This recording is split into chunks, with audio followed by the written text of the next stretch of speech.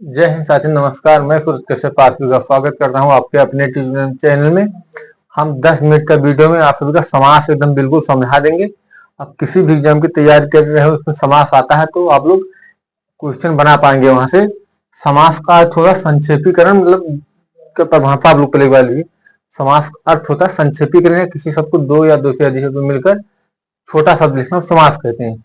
तो 6 समास होते हैं। कौन कौन? अविभव समास, द्वंद्व समास, द्विगु समास, तत्पुरुष समास, कर्मधारय समास, बहुब्रीहि समास।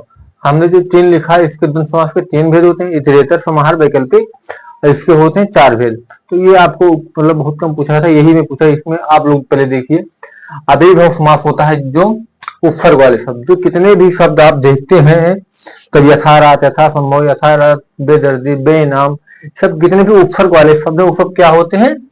अविभव समास होते हैं। जिसमें उपसर्ग आता है, जैसे इसमें यथा उपसर्ग लगी है, तो आप लोग देख सकते हैं किसी इसमें यथा उपसर्ग लगा है, प्रति उपसर्ग लगा है, मैं रातों रात। ये आपको ध्यान रखना है। कहीं शब्द में आता है दिनों दिन, रातों रात, हाथों हाथ, बातों बात, कई कई, रोज रोज, तो ये सब अविभव समास। जो शब्द लगातार आए सब क्या होता है? अविभव समास होता है। तो आप लोगों को ध्यान रखना है, जो उपसर्ग वाले शब्द होते हैं वो हमारे अविभव समास होते हैं। आप लोग उदाहरण भी देख सकते हैं, यहाँ पे आप लोग उदाहरण देख सकते हैं। फिर उसके बाद आ जाता है हमारा द्वंद्व समास। द्वंद्व समास ये रहता है, द्वंद्व समास, द्वंद्व समास में सभी विलोम शब्द आते हैं। जैसे विलोम शब्द, मतलब जैसे आप पढ़ते हैं, विलोम शब्द एक चैप्टर भी है। तो विलोम अपना, पराया, सुख दुख, ऋजु कैवक्ष होता है, आकाश पाताल होता है, अग्नि के जल होता है। तो जैसे विलोम शब्द, किसे छोटा बड़ा, ऊपर नीचे, दाएं बाएं, काला पीला, मतलब काला का सफेद होता है।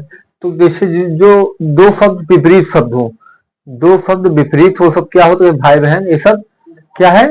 हमारा द्वंद्व समास है, जिसमें विलोम शब्द सिर्फ आए, विलोम शब्द, अपना पराया, अपना पराया, पाप पुण्य, लाभ हानि, ऊपर नीचे आदि के अनादि होता है। ये सब जिसमें विलोम शब्द है, विलोम शब्द आता है उसे हम क्या कहते हैं? द्वंद्व समास कहते हैं। विलोम शब्द आता है जिसमें हम द्वंद्व समास कहते हैं। तो आपको दो क्लियर हो गया। अब हमारा है द्विगु समास।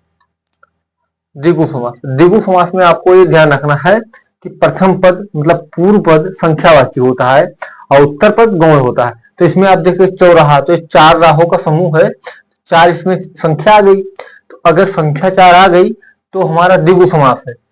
अगर संख्या आ गई तो द्विगु समास। और एक चीज यहाँ पे लिख लीजिए, अगर दो शब्दों से एक से मिलकर बना, जैसे 68, 73, 72, 71, अगर जीरो नहीं लगा है, जीरो लग जाएगा तो द्विगु समास। जीरो वाला शब्द द्विगु, और जीरो नहीं लगा है तो द्वंद्व समास। अगर जीरो शब्द नहीं लिखा है, कैसे इसमें आइए 10, 20, 30, तो ये द्विगु समास हो। द्वंद्व समास हो कैसे 50, 75 हो गया, 78 हो गया, 79 हो गया, ये सब द्वंद्व समास में है। द्विगु समास ये होता है जिसमें मतलब गिनती का बोध होता है, जैसे शताब्दी, 100 वर्षों का, चौमासा, चौमासा इसमें 4 आता है, साप्ताहिक 7 दिनों का समूह। फिर उसके बाद आप लोग समझे, जिसमें गिनती आती है पहले पूर्व पद में, उसमें द्विगु समास कहते हैं। और तत्पुरुष समास इसमें मतलब ये विभक्ति चिन्ह के आते हैं। विभक्ति चिन्ह इसमें 6 विभक्ति, कर्ता छोड़ को, संबोधन छोड़ के, और मतलब पहला लाभ छोड़ के जो 6 बचते हैं वही 6। कर्म को कर्ण से समाधान के लिए अधिकरण में, पर संबोधन का के नहीं आता, अपादान आता है। इसे ऋण मुक्त है, ऋण से मुक्त, तो इसमें आप इसका तब अलग करोगे तो ऋण से मुक्त, ऋण से मुक्त, तो आप इसे अलग करो, इसमें अपादान है, अपादान तत्पुरुष है। इसलिए जिसमें विभक्ति चिन्ह आती है उसे अलग करने के लिए उसे हम क्या कहते हैं? तत्पुरुष समास कहते हैं। अगर हम इसे अलग कर दिए, कैसे? तत्पुरुष समास को ऋण मुक्त, यश प्राप्त, स्वर्ग प्राप्त, कट, स्वर्ग को प्राप्त करने वाला, तो स्वर्ग को प्राप्त, कर्म तत्पुरुष, यश को प्राप्त करने वाला, कर्म तत्पुरुष, ऋण को, ऋण मुक्त, ये क्या है? अपादान तत्पुरुष है। अगर विभक्ति चिन्ह उसमें आती है तो तत्पुरुष समास होता है। 3 आपको समझ में आ गए। 4, फिर चौथे नंबर पर कर्मधारय समास। कर्मधारय समास, कर्मधारय समास में क्या होता है? प्रथम पद का विशेषण होता है, पूर्व पद विशेषण और उत्तर पद विशेष होता है। जैसे आप लोग पढ़ते हैं विशेष, विशेषण विषय में, जैसे कमल नयन, एक सेकंड, कमल नयन आप लोग पढ़ते हैं।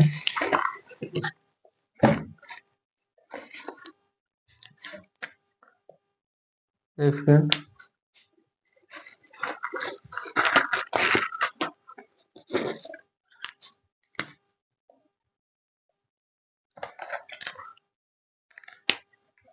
तो आप लोग कैसे पढ़ते हैं कमल नयन, यहाँ पे लिखा है विशेषण शब्द, यहाँ पे लिख लीजिए विशेषण, प्रथम पद, बंद कर लो, प्रथम विशेषण होता है,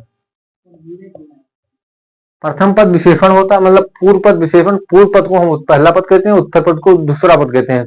अगर पूर्व पद हमारा विशेषण है और उत्तर पद विशेष है तो उसे हम क्या कहेंगे, कर्मधारय समास। ये चार प्रकार होता है विशेषण, जैसे विशेषण पद कर्मधारय समास, विशेष पद कर्मधारय समास, विशेष्यो पद कर्मधारय समास, विशेष्यो पद कर्मधारय, चार होते हैं। तो इसमें कैसे चरण, कमल, चरण क्या है हमारा, ये विशेषण, और कमल हमारा जातिवाचक संज्ञा, जातिवाचक मतलब व्यक्तिवाचक संज्ञा, कैसे कमल इसमें है, कमल एक क्या है हमारा विशेष है, ये विशेषण है। परम है जो ईश्वर, इसमें एक चीज और, इसे तो आप अलग करोगे तो इसमें है और जो का बोध होता है, ये दो चिन्ह का बोध होता है, विभक्ति का है और जो। जैसे लाल छड़ी, तो लाल क्या है छड़ी, लाल उसका विशेषण है। अर्ध पका, आधा जो है पका है, आधा क्या विशेषण, परमेश्वर, परम है जो ईश्वर, आधा है जो पका, लाल है जो छड़ी, कमल, कमल है तो कमल विशेषण है। तो आप लोग समझे, जिसमें विशेषण शब्द आता है, मतलब जिसमें प्रथम पद विशेषण होगा, द्वितीय पद वो होता है, मतलब संख्या होता है, मतलब विशेष होता है, उसे हम कर्मधारय समास कहते हैं। तो ये आपको पांचों समझ में आ गया। छठे पद में हमारा होता है बहुब्रीहि समास। बहुब्रीहि समास जो दोनों पद प्रधान होते हैं, तीसरा पद हमारा, तीसरा पद प्रधान होता है। जैसे इसमें तो आता है सभी भगवान के नाम कितने आते हैं, आपको ये ध्यान रखना है, मतलब आग मूंद के कैसे भगवान का नाम है, लंबोदर में कौन सा समास है, तो आपको बहुब्रीहि समास लगा देना, बहुब्रीहि समास। महावीर है तो महान है जो प्रधान, प्रधान है जो मंत्री, प्रधानमंत्री इस समय कौन है, नरेंद्र मोदी है। त्रिलोचन, तीन नैनों वाले भगवान शिव। जनार्दन, जनार्दन कौन हमारे विष्णु जी। लंबोदर, लंबा है जिसका होता है गणेश जी। तो आप लोगों को 10 मिनट 10 मिनट में हमने आपको बता दिया पूरा समास। तो आप लोग समास एकदम समझ में आया होगा। आप लोग हमारे चैनल पर नए हैं तो सब्सक्राइब जरूर करें। धन्यवाद।